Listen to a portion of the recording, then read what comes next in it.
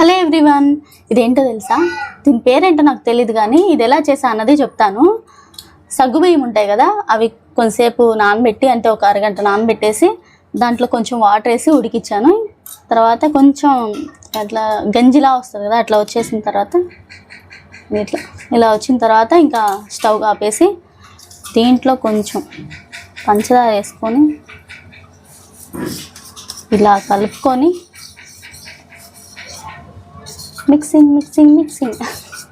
Mixing చేసి, అమ్మో కాలుతుంది,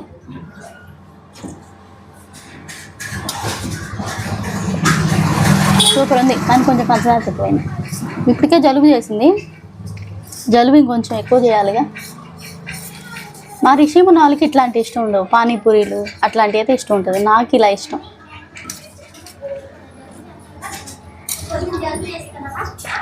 కాలుతుంది. ఇలా తాగటం వల్ల మన బాడీలో వేడి ఉంటుంది కదా, అది కూడా కొంచెం తగ్గిద్దంట. ఇది కూడా నాకు ఎవరో చెప్పారు. అయితే ఇప్పుడు మా రిషి ఉన్న వాళ్ళని ఇది తాగడానికి పిలుస్తాను. ఏం చెప్తారో వినండి.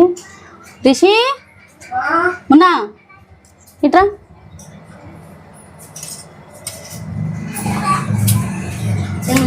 తాగుతారా ఇది? రిషి నువ్వు ఉన్నా కొంచెం తాగొచ్చు కదా. చెప్పా కదా, వీళ్ళకి ఇలాంటివి నచ్చవు. పానీపూరి, లేస్ ప్యాకెట్లు అలాంటివి అయితే ఇంకా పై తిని నచ్చుతాయి. ఇట్లాంటి మంచిది నచ్చదు.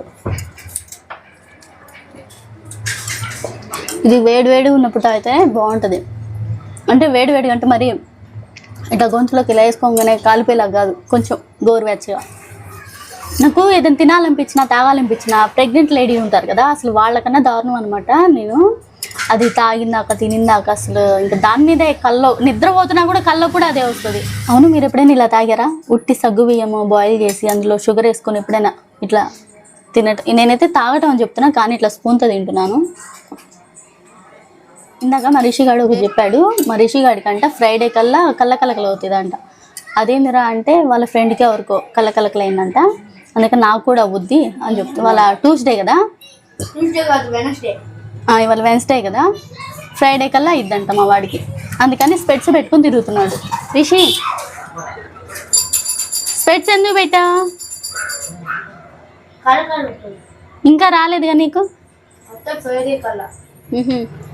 ఎవరు చెప్పారు?